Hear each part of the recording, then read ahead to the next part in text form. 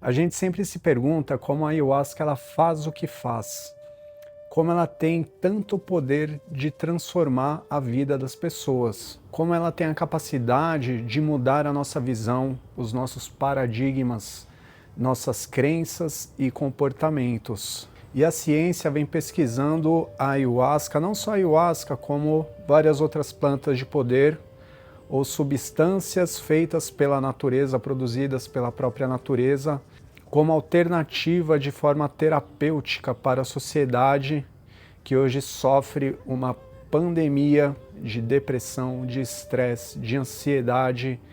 E a ciência ela vem trazendo resultados muito promissores no estudo dessas substâncias, principalmente da ayahuasca. Esse é o canal do Caminho Sagrado, eu sou o Mário Dourado. Já peço para que você deixe a sua curtida e vamos lá. A ciência psicológica, principalmente na área da psiquiatria, ela vem entrando em um embate, um limite, chegado a um limite, onde os medicamentos já não conseguem surtir tanto efeito assim para ajudar as pessoas em diversos tratamentos, como ansiedade e depressão. E eles vêm pesquisando alternativas para esses tratamentos. Existem muitas pessoas que são resistentes a esses medicamentos ou que esses medicamentos não surtem efeito. Através de estudos clínicos, através de estudos randomizados, a ciência vem descobrindo como a ayahuasca funciona no nosso cérebro. O que acontece no nosso cérebro sobre o efeito da ayahuasca. E é muito importante a gente que já comunga essa medicina ou quem pretende conhecer um dia ter essas informações, pois facilita muito a gente entender o efeito, o que está acontecendo com a gente durante a força, durante o efeito da ayahuasca. E eles observando a atividade no nosso cérebro sobre o efeito da ayahuasca, eles descobriram dois pontos, duas coisas bem interessantes. Uma se chama modo de rede padrão e a outra se chama neuroplasticidade. Grava essas duas palavras que a gente vai entrar mais fundo nisso. Eu vou falar aqui um pouco sobre o modo de rede padrão. Esse modo de rede padrão, ele faz a gente ser o que nós somos, o que nós conhecemos por nós mesmos. Ele é responsável pela nossa personalidade, pelos nossos comportamentos, nossos hábitos, nossas crenças, nossos vícios, nossos julgamentos, o que a gente pensa dos outros, o que a gente pensa de nós mesmos. Esse modo de rede padrão, ele está relacionado a essa ruminação interna que passa na nossa cabeça o tempo todo. Esse diálogo interno que a gente se identifica tanto que a gente acredita que somos ele. Esse fluxo de pensamento incessante querendo explicar as coisas, querendo explicar as situações, a vida, os objetos, tudo isso. O modo de rede padrão ele é muito importante, porque ele cria essa personalidade e faz a gente acreditar que nós somos um nome e um CPF. Ele descreve a nossa realidade. Quando esse modo está bem organizado, maravilha, a nossa vida flui normalmente, tudo acontece normalmente, somos pessoas ativas, pessoas produtivas, pessoas que estão vivendo suas vidas com toda a normalidade. O problema é quando esse modo de rede padrão começa a se desequilibrar. E através dessas histórias que a gente fica repetindo na nossa cabeça o tempo todo, vai se desgastando. E a própria vida ela vai perdendo o sentido, o significado, e a gente começa a entrar em ansiedade, em depressão, em estresse. Então esse é o modo de rede padrão. Super importante, bem organizado. Quando a gente tem um controle sobre a nossa mente, sobre nossas emoções, sobre a organização que a gente tem da vida. Aí você se pergunta, mas o que esse modo de rede padrão tem a ver com a ayahuasca? Segura aí que a gente já está chegando lá. Quando a gente bebe a ayahuasca ela libera o DMT, que é o princípio ativo da ayahuasca. O princípio ativo do DMT ele é muito parecido com a serotonina. A serotonina é muito importante para todo o nosso organismo, ela equilibra todo o nosso organismo, ela traz mais sentido para a nossa vida. Quando o módulo de rede padrão está meio desorganizado, vai dando uma baixa na serotonina. E o DMT na ayahuasca, ele é muito semelhante à molécula da serotonina, a esse hormônio. Então, quando a gente bebe ayahuasca, o DMT entra diretamente, se encaixa perfeitamente nos neurotransmissores da serotonina, regulando toda a serotonina no nosso organismo. É como se fosse um antidepressivo natural. Então, quando a gente experiencia a força, quando a gente experiencia esse estado, a ciência chama de dissociação do ego. Então, o que acontece? Esse modo de rede padrão que controla a nossa personalidade, ele cai, pum. E aí entra a neuroplasticidade, aí que acontece a mágica. A neuroplasticidade, ela é como uma luz que acende em todo o cérebro ao mesmo tempo. São várias áreas que antes não conversavam entre si, que agora se acendem e começam a conversar entre si, como uma varredura ali. Todos os neurônios, toda a circuitaria neural é ativada. E aí ocorre a neuroplasticidade, ou dissolução do ego. É importante lembrar também que nem todos que bebem ayahuasca vão experimentar esses estados mais profundos de consciência. Em algumas vezes a gente pode experimentar um estado desse. No xamanismo a gente chama esse estado de êxtase xamânico, ou então de voo xamânico, que é quando a sua consciência abre as asas e voa, faz um voo, pum. Esse estado de consciência xamânica é quando a gente se funde, quando a gente perde totalmente a identidade com essa personalidade e a gente se funde na unidade, no todo. É indescritível. Eu já tive algumas vezes, acho que umas 3 vezes em 20 anos que eu bebo ayahuasca. Eu já tive 3 experiências assim, profundamente transformadoras. Não tem como descrever. É incrível. É uma experiência transformadora e muito curadora. É um processo muito curativo. Então, durante essa neuroplasticidade, a gente pode, devido a esse nível de dissociação do nosso ego, a gente pode experimentar esse estado em níveis diferentes. Existe um nível ali que realmente você se funde com o todo e é incrível. Ali não existe tempo nem espaço. É puro amor, é êxtase.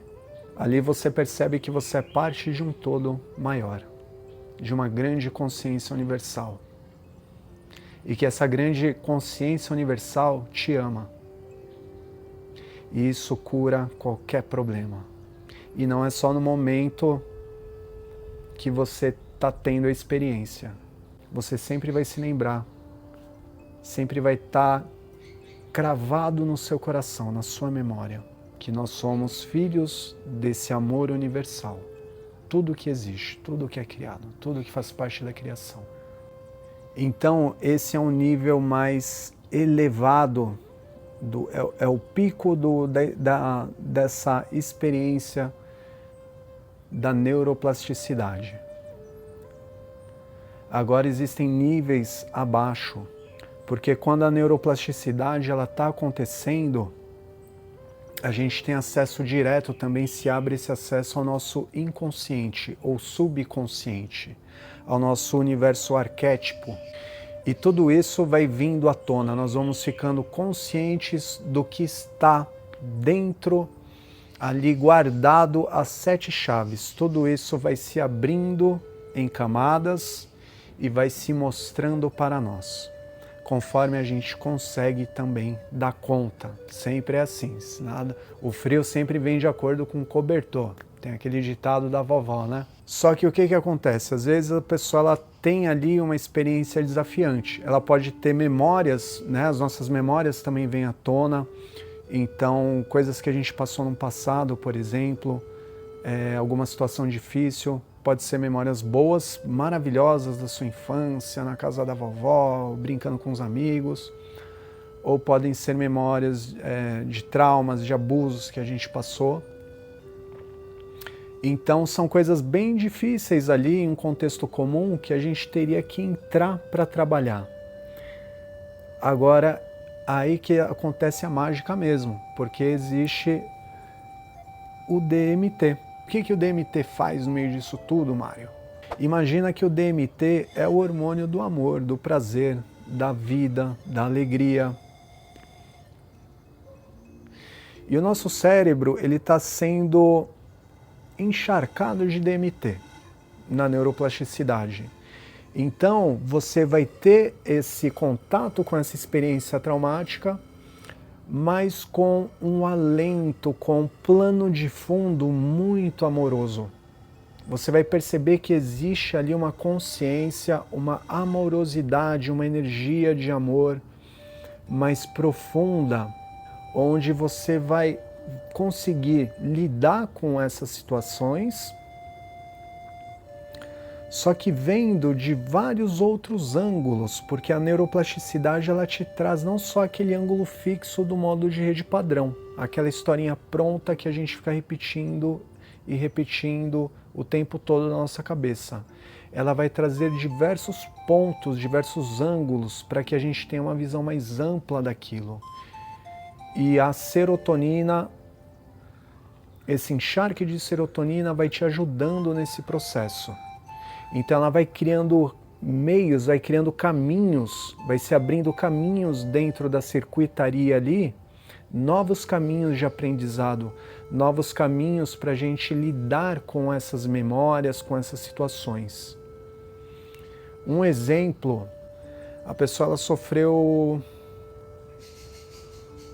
perdeu a mãe quando ela era criança, por exemplo, e aquilo ficou um espaço ausente na vida dela, o espaço da mãe, né?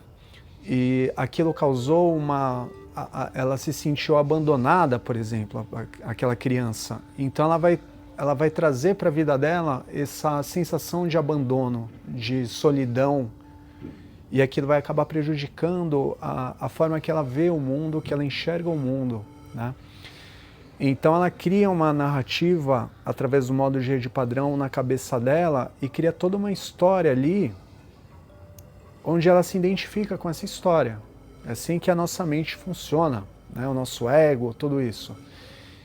E aí ela fica repetindo na cabeça dela, ai, que minha mãe abandonou, que eu fui abandonada, que ninguém me ama, que eu não mereço. É só um exemplo. Então tudo isso vai vindo à tona ali, toda essa história que ela passou, ela vai direto na situação, quando era criança, vem aquelas memórias. Porém, pode ser que do nada ela sinta a presença da mãe dela. Pode ser espiritualmente, né? Que eu estou tentando explicar meio cientificamente o que acontece no cérebro, mas tem um processo espiritual também. Como essa do êxtase xamânico, da dissociação do ego. Né? A gente entende como neuroplasticidade e tal, dissolução do ego, mas é um processo altamente espiritual, é um processo que transforma a vida de qualquer um. Nesse caso, pode ser que ela sinta a presença da mãe e receba um abraço da mãe, que a mãe dela ali se manifeste e converse com ela. Isso acontece nas cerimônias, é só participar aí, conversar com o pessoal que bebe ayahuasca, que você vai ver diversos relatos, né, sobre isso, sobre esse tipo de contato, de conexão. Ali dentro desse ambiente, essa pessoa ela consegue perdoar a mãe, porque ela entende que a mãe dela não morreu de verdade. A mãe dela está viva, só mudou de plano, só mudou ali só não está num corpo mais. Mas a mãe dela continua existindo e continua sempre acompanhando. Muitas vezes as pessoas relatam que esse ente querido geralmente fala, eu sempre estive com você. Eu sempre estive te protegendo, te guardando, te amando, torcendo por você. E ali a pessoa, ela simplesmente não tem como, ela se emociona, chora, se perdoa, perdoa a mãe, perdoa tudo, perdoa, entra em êxtase, entra nesse nível de amor. E ali acontece a cura. E essa cura, essa mudança de chave, essa ressignificação daquele trauma que ela passou, aquilo nunca mais volta. E acontece também um efeito dominó, porque ela vai na causa, ela foi lá na causa desse trauma, e esse trauma, ele acarretou todo um efeito dominó na vida da pessoa. Quando ela consegue curar aqui essa causa, ocorre também um efeito dominó em todos esses comportamentos, todas essas formas de pensamento, até chegar aqui. E daqui em diante, você não vai... geralmente a pessoa, ela não tem mais aquela... foi tirado dela, foi tirado. Não, ela não se identifica mais com aquela forma de compreender aquela situação. Ela troca de forma, ela ressignifica. Ela vê aquela situação de uma outra forma. Então, sempre que ela lembrar da mãe dela, ela vai lembrar que a mãe dela está sempre presente, está sempre com ela, está sempre ali, conectada com ela. Então, isso muda. Esse é só um exemplo de como funciona essa neuroplasticidade. Então, se abre um universo de possibilidades quando a gente está dentro da força. É importante dizer também que não é você que conduz a experiência, você simplesmente é um participante, um atuante de tudo aquilo que vai acontecendo. Tudo aquilo vai acontecendo e você está no meio daquilo tudo acontecendo, né?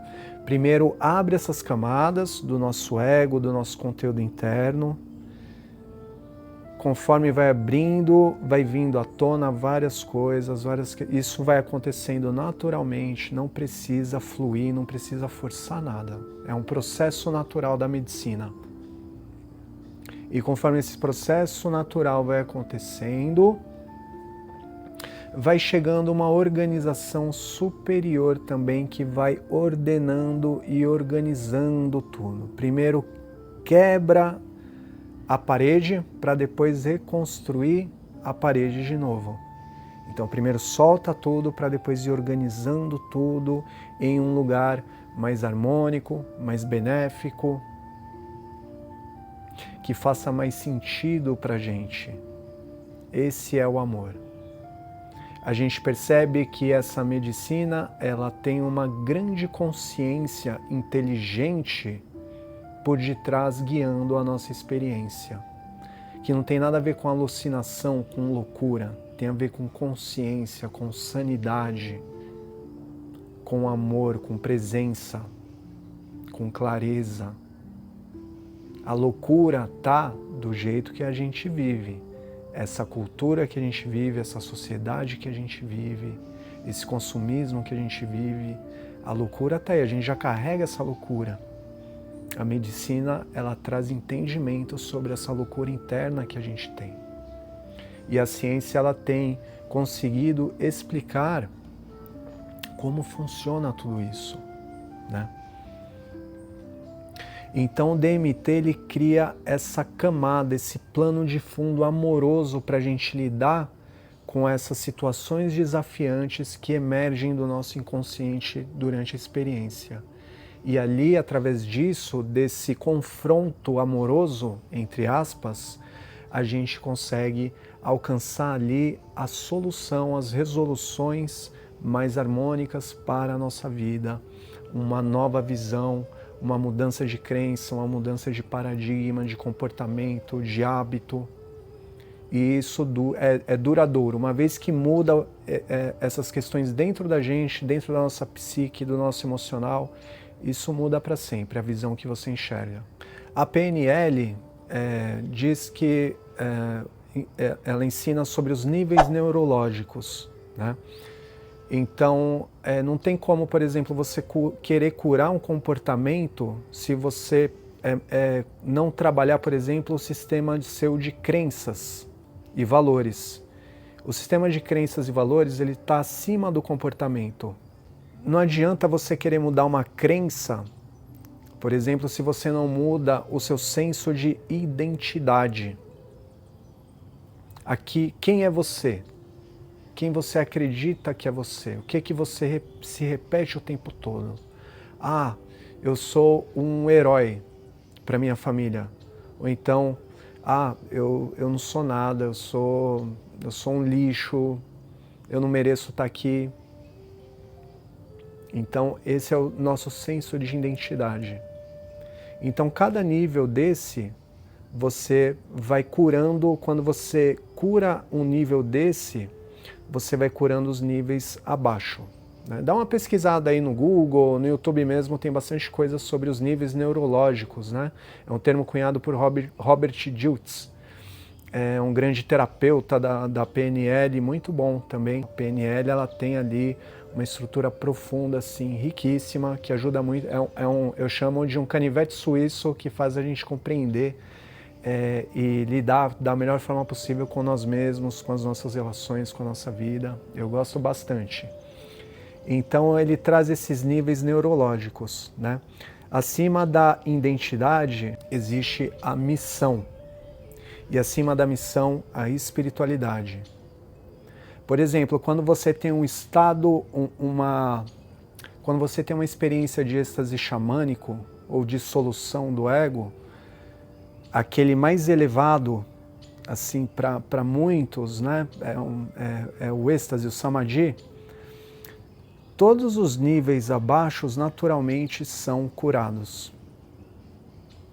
Muita coisa no nosso comportamento, nas nossas crenças, na nossa identidade, em quem nós somos, nossos hábitos, tudo isso entra em sintonia com essa consciência mais ampla que você alcançou.